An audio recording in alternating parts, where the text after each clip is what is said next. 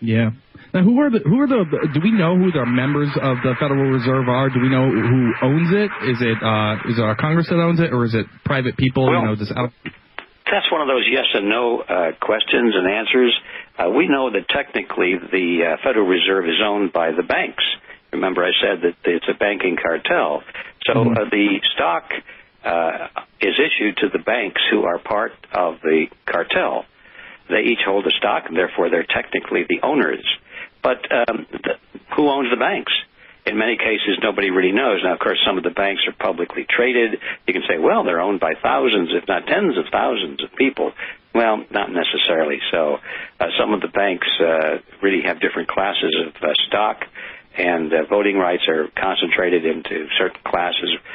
And then some banks, especially the very old ones, are not really technically corporations at all. They're partnerships, and nobody really knows who the owners of those are. So it's really hard to get down to the point where you can make a telephone directory of names and addresses of people who are the most influential. But we do know that if you're looking at the board of directors and the chief executive officers of the major U.S. banks, you're looking at a group that is really technical, maybe not technically, but in all reality, they are the owners of the Federal Reserve System.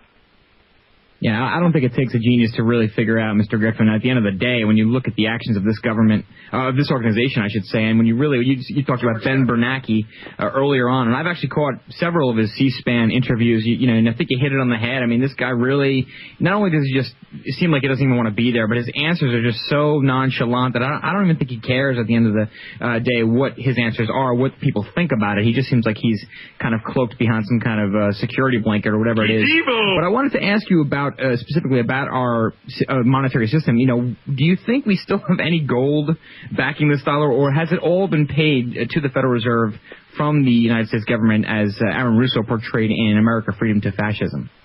Well, I don't know if the federal government technically owns any gold at all. I suspect that if they do, it's a very small supply. Certainly, it's not enough to back up anything.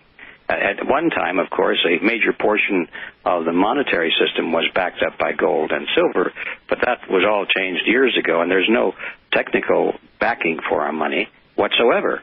There's no need to have gold in back of our money. In fact, if the federal government did possess a large amount of gold, it would not be reserved for our money, because that was all broken loose from gold years ago. Back in 1971 was the last date on which there was any bullion behind our monetary system at all. Prior to that, there was some, and each year it was getting less and less and less. And that's why they call this whole thing a fractional reserve system, because in the beginning, all money was backed by 100% gold and silver, because money in the beginning was nothing but a warehouse receipt. That's how it all started. Paper money began as warehouse receipts. A warehouse would take so many ounces of gold, stick it in the vault, give you a piece of paper, and say, here, you are entitled to 1 ounce of gold upon demand. So you could take that piece of paper and give it to your neighbor and buy something with it, because he could take it in and demand 1 ounce of gold. That's how it all started centuries ago. So all money began as 100% backed by gold or silver. But as the banks became more sophisticated, and as the population became less sophisticated about the true nature of money, they began to experiment with ways to create money that was not totally backed by gold or silver. They could expand the money supply without expanding the backing behind it. Well, that turned out to be a very profitable discovery, and with the passage of time, they perfected that mechanism called fractional reserves, so that now only 50% of the money supply is backed by gold, and then 10 years later only 40%, and then 20 years later only 20%, then 10%, 5%, 3%, and now today it's 0%. So they shouldn't even call it fractional reserve anymore. They should call it zero reserve money. But anyway, that's how it all works. So basically, I'm sorry, Ben, I want to ask one more question. So basically, there's no gold in Fort Knox at all at this point. Would you say that? I don't know that for sure, but I would think if there were gold in Fort Knox, they would be anxious to let people come down and see it. But they won't let anybody down there. So I can only conclude there's no gold in Fort Knox, but I don't know for sure. Yeah, I want to get your because it is called fiat, right? When it's not backed by anything, is that true? That's true. That's the French word for it, meaning it comes into being simply by the force of political power. Okay, so explain to me, and this might be a little complex, but explain to me what the Federal Reserve is able to do with a fiat currency. Are they able to redistribute wealth to different classes via inflation rates? Are they able to do that? Well, yes, that's one of the things they can do. Naturally, if you have inflation, as we have had throughout most of our lifetime, and now it's accelerating, you have a process which redistributes wealth very drastically because those who get the new money first, who are closest to the generator of money, meaning those in the government and those in the banks, and those large influential corporations that are involved.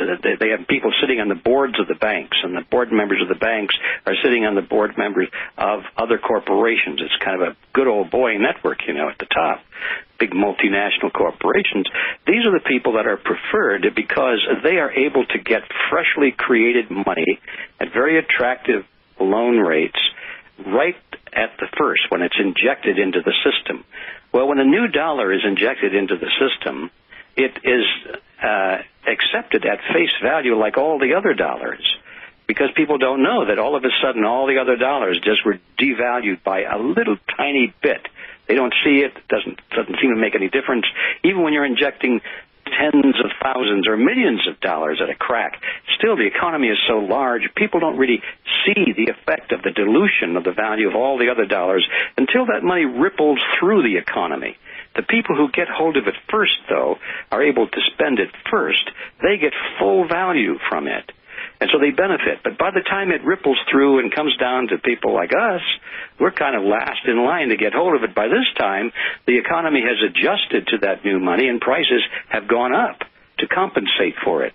So now that dollar is not worth as much to us as it is to them. And so we are the victims of inflation, and they're the beneficiaries of inflation. So it does redistribute wealth quite drastically, and it generally redistributes it upward to those who are the most wealthy, those who have the ability to get close to the trough with this new money, and especially those who are politically connected. Whereas the people at the bottom, the hardworking guy who's been saving his money, living on a retirement program of some kind, he's the one that's really getting messed up really bad. Yeah, well, we're going to take a short break, Mr. Griffin, and I do want to ask you more, a couple questions about inflation, and, is there any end? So stay tuned, folks. Animal Farm shows the website. When we get back, more G. Edward Griffin and your phone calls. Stay tuned. We shall return. 512-646-1984. You're listening to the Animal Farm Radio Show on the We the People Radio Network. Folks, this is our last show on this network before we make the move to GCN. So yes, it is. I want to really thank everybody for tuning in. We do have G. Edward Griffin on the line, and I want to preface it. Anyone listening to right-wing media, if you will, you listen to those folks, and basically the economy's doing great, Ben. Everybody's happy, and the economy's booming, and, because the Dow went up 200 points today, and everything's just fine and hunky-dory. Yeah. But, of course, we know better here in the Patriot community, but we're speaking to G. Edward Griffin once again, and I want to ask you, Mr. Griffin, about inflation. We kind of left off talking about inflation, and, I don't think the assumption here, at least from my standpoint, is there basically is no end in sight to the inflation increasing as long as the Federal Reserve is in charge of the money supply. Would you agree with that, and can you elaborate? Yes, I'll start with a conclusion and then back into some of the possible exceptions to it. First of all, as long as the Federal Reserve System is in charge of the money supply, it's to the advantage of the banks to have cheap credit, low interest rates, because that brings people to the banks for loans. And as long as the interest rates are below a certain point, people will be borrowing, and that means they will be inflating the money supply. That may not make sense to a lot of your listeners, because what we need to understand is that all money comes into existence only at the point where it is loaned to someone. If no one had any loans out there, or let's put it this way, if all of the existing loans were to be paid back today, by midnight there would be no money left in circulation anywhere, not even one penny. All of that money would have to return to the vaults and back into the computer chips and into the accounting ledgers and the inkwells from which they came, because there's no such thing as real tangible money anymore. It's just all credit, which means it comes into existence at the point where some bank loans it to some individual. Okay, sorry, I'm sorry to interrupt you. We're having a little trouble with the phone here.